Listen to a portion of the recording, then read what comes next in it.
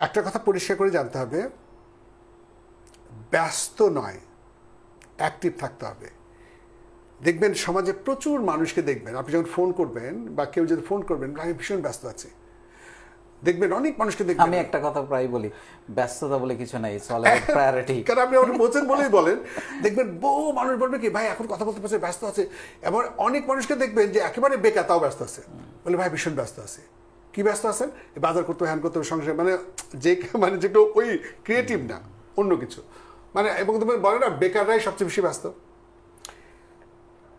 আচরণবিদ্যা বলে ব্যস্ততা মানেই হচ্ছে টেনশন, ব্যস্ততা মানে হচ্ছে স্ট্রেস। ব্যস্ত শব্দটা যখনই আপনি বলবেন তখনই আপনার মধ্যে স্ট্রেস তৈরি হবে। বিজি, ও বাবা বিজি, এটার পর এটা, এটার পর এটা, হ্যাঁ বিজি না ইজি, এই শব্দটা মনে রাখতে হবে। যারা আজকে শুনছেন, কখনো বিজি শব্দ বলবেন না, বলবেন আমি অ্যাক্টিভ আছি, আমি কাজে আছি। বলে আপনি কি খুব ব্যস্ত? না না আমি ইজি। বলে আপনার সাথে দেখা করতে হবে, ইটস ওকে। বলে খুব কি ব্যস্ত? না না ব্যস্ত হতে তো স্ট্রেস আসবে। না না আমি ব্যস্ত নাই, আমি কাজে আছি, তবে আপনি আসেন। আর ব্যস্ত হলে আপনি কাউকে ডাকতে পারবেন না, না আমি ব্যস্ত আছি, আমি কথাই বলতে পারবো না।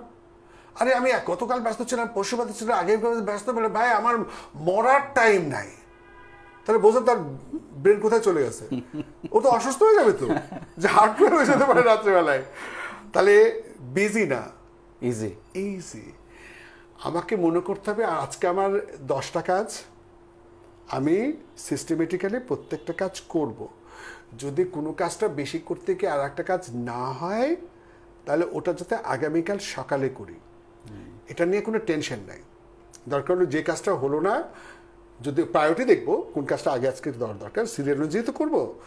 এবং এটা যদি কেউ ইনভলভ থাকে, তাকে আগে থেকে বলতে ভাই আজকে হচ্ছে না, আজকে এই কাজগুলো স্বার্থের সাথে সময় লেগে যাচ্ছে, কালকে করবে, কিছু মনে করবেন না, সিম্পল হ্যাপি। এবং এইখানে আমি আরেকটা পয়েন্ট একটু অ্যাড করতে চাই, যেমন খুব শর্টকাটে কিছু একটা হয়ে যেতে হবে। আমি তাড়াহুড়াটাকে ওইটাও একটা মিন করতে চাচ্ছি, যে আমার খুব তাড়াতাড়ি বড় হতে হবে, তাড়াতাড়ি কিছু একটা করে ফেলতে হবে। এইটা তো রং কনসেপ্ট, মারাত্মক নেগেটিভ অ্যাপ্রোচ অ্যান্ড থিঙ্কিং। পরিষ্কার করে, এমনকি ইউরোপ আমেরিকাতে যান, যারা সফল হয়েছে, সেরা হয়েছে, শ্রেষ্ঠ হয়েছে, তারা সহজ সরল পথেই সততার সাথে হয়েছে। তাহলে একটা এক্সাম্পল বলি, এটা দারুণ এক্সাম্পলটা যদি আমার যারা শুনছেন, আমার বন্ধুরা যদি মনে রাখতে পারেন, তাদের জীবনটা পাল্টে যাবে শুধু একটা এক্সাম্পলে। এক্সাম্পলটা এরকম, একজন কুম্ফু যিনি ব্ল্যাক বেল্ট শেখান, মানে এটাকে আমরা কি মার্শাল আর্ট স্পেশালিস্টের কাছে গেছে, গিয়ে বলছে আমি মার্শাল আর্ট শিখতে চাই। তো ওস্তাদ কয় বছর লাগবে? তো ওস্তাদ বলে যে মার্শাল আর্টে যদি আপনি মোটামুটি সব কিছুতে এক্সপার্ট হতে চান, 2 বছর লাগবে। 2 বছর যদি আপনি ধৈর্য ধরে থাকেন, তাহলে আপনি এর সম্পর্কে জানতে পারবেন এবং নিজেকে আত্মরক্ষার জন্য এবং কম্পিটিশন যাওয়ার মতো করবেন। অ্যাটলিস্ট 2 বছর লাগবে। তো যিনি শিখতে গেছেন তিনি বলছেন আমি যদি দ্বিগুণ সময় দিই, দ্বিগুণ পরিশ্রম করি, তাহলে কতদিন লাগবে? সেই শিক্ষক বলেছিলেন তাহলে 4 বছর লাগবে। আচ্ছা,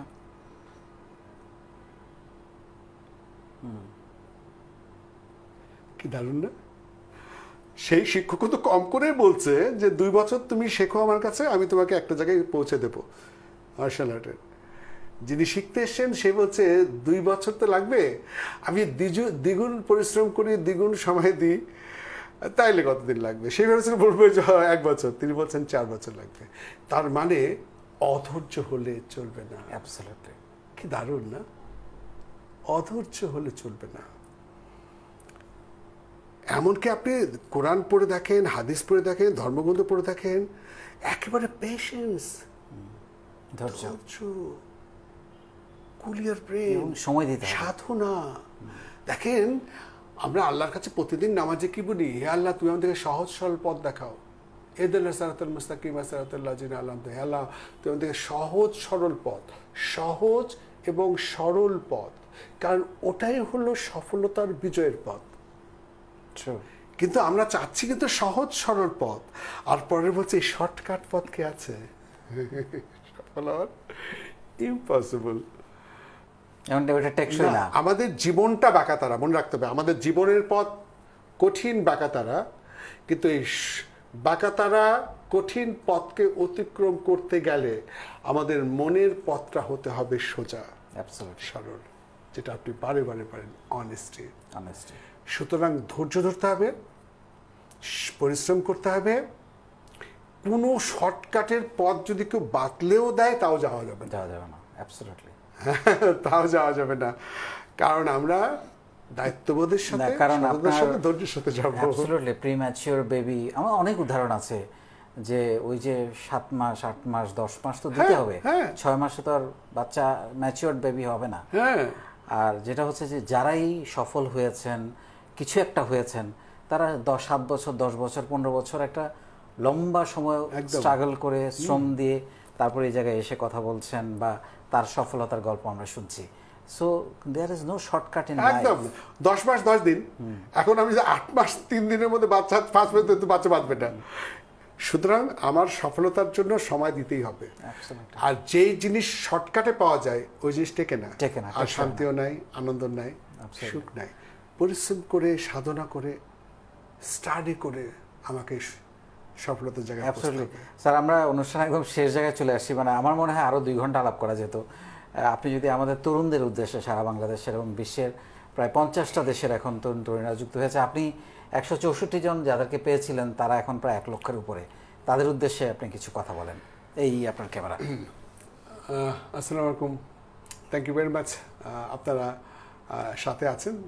ইকবাল ভাইকে ধন্যবাদ জানাই যে উনি আমার চোখের সামনে গত 2 বছর ধরে উনি এটাকে কোথায় নিয়ে এসছেন। হয়তো 2 বছর পর হয়তো কোটি মানুষ এটার সাথে যুক্ত হবেন, এবং কতটা বোধহয় বেশি হবে কিনা জানি না, একদিন হয়তো নোবেল পুরস্কার উনি পাবেন, কারণ উনি পুরস্কারের জন্য করছেন না, কিন্তু এখনই কিন্তু বড় বড় সংস্থা ওনার সাথে যুক্ত হতে চাচ্ছেন এটাকে বড় করার জন্য।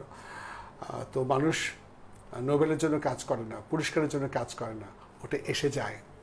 এবং এখানে একটা থিওরি আছে, সেটা হচ্ছে গবেষকরা বলেন স্বপ্ন দেখো, বিশ্বাস করো সেই স্বপ্নের প্রতি, এবং অ্যাকশনে যাও, পরিশ্রম করো। স্বপ্ন দেখো, বিশ্বাস করো এবং কাজে নেমে যাও। ওই স্বপ্নটা বাস্তব কিভাবে হবে এটা তোমাকে ভাবতে হবে না, এটা আসবে। কত বড় কথা! সুতরাং এখানে কোনো টেনশন, শর্টকাট, ডিসঅনেস্টির কোনো সুযোগ নাই। আমরা কেউই বাঁচব না। আমরা কতদিন বাঁচব? 100 বছর, 90 বছর? তো সুতরাং কিসের জন্য আমাদের এত টেনশন, কিসের জন্য আমাদের এত শর্টকাট? আমরা বিল গেটস যদি 20 থেকে 25 বছর পৃথিবীর শ্রেষ্ঠ ধরে হতে পারে, তা আমরা কেন কাছাকাছি হতে পারবো না, বা তার চেয়ে বড় কেন হতে পারবো না? বাংলাদেশের বহু মানুষ পৃথিবীতে অনেক মডেল হিসেবে গেছে, নামকরা হিসেবে গেছে, তাদের পরিশ্রমে, তাদের আত্মবিশ্বাসে। তো সুতরাং আমাদেরকে ওই যে একটু আগে যে বলেছে যে আমাদের ব্রেন রিয়ালিটি আর ইমাজিনেশনের পার্থক্য করতে পারে না। যেহেতু পার্থক্য করতে পারে না, এই জন্য আমরা কখনোই নেগেটিভ চিন্তা করবো না। নেগেটিভ চিন্তা করলেই আমাদের ব্রেন সেটাকে রিসিভ করে মনে করে ওটাই ঠিক। সুতরাং আপনাদের প্রতি আমার একেবারে বিশেষ অনুরোধ থাকবে, আমরা যাতে পজিটিভ থিঙ্কিং, ইতিবাচক চিন্তা করতে পারি, সততার পথে থাকতে পারি। তাহলে একটাই কথা, যে আমরা ভাববো যে আমরা পারবো, এটা খুব ইম্পর্টেন্ট। স্বপ্ন দেখতে হবে, বিশ্বাস করতে হবে এবং ডিসিশন নিয়ে কাজে নামতে হবে। কখনোই ভাবা যাবে না যে আমি পারবো না, কখনোই ভাবা যাবে না যে আমাকে কোনো শর্টকাট পথে বা কোনো এদিক ওদিক পথে যাবো কিনা, এটা মাথায় আনাই যাবে না। সফলতা আসবেই। আল্লাহ তাআলা কোরআন শরীফে এক জায়গায় বলছেন, কেউ যদি সর্ষে পরিমাণ ভালো কাজ করে তার ফল পাবে, রেজাল্ট দেখতে পাবে, আর সর্ষে পরিমাণ খারাপ কাজ করলেও সে তার রেজাল্ট পাবে। তাহলে আমি স্বপ্ন দেখে পরিশ্রম করে কাজ করছি, রেজাল্ট পাবো না? রেজাল্ট আসবেই। আল্লাহর উপর ভরসা করতে হবে এবং আমাদের এগিয়ে যেতে হবে। অ্যাবসলিউটলি। এবং জীবনে সফল, সুখী এবং আনন্দ থাকার জন্য পজিটিভিটির কোনো বিকল্প নেই। স্যার, আপনাকে অনেক ধন্যবাদ আমাদের অনুষ্ঠানে আসার জন্য। No tension, no stress, it is our choice. Absolutely absolutely, thank you sir. যে কথাটা বলে আমি শেষ করতে চাই আজকের অনুষ্ঠানটা, সেটা হচ্ছে যে আমি যে কাজটা করছি আসলে এখানে আমার ব্যক্তিগত স্যাটিসফ্যাকশন হচ্ছে যে আমার কাছে মনে হয়েছে এটা একটা হ্যাপিনেস। আমার কাছে মনে হয়েছে যে আমার কিছু সামাজিক দায়িত্ব আছে। আমার কাছে মনে হয়েছে যে এইটা করে আমি ভালো থাকব।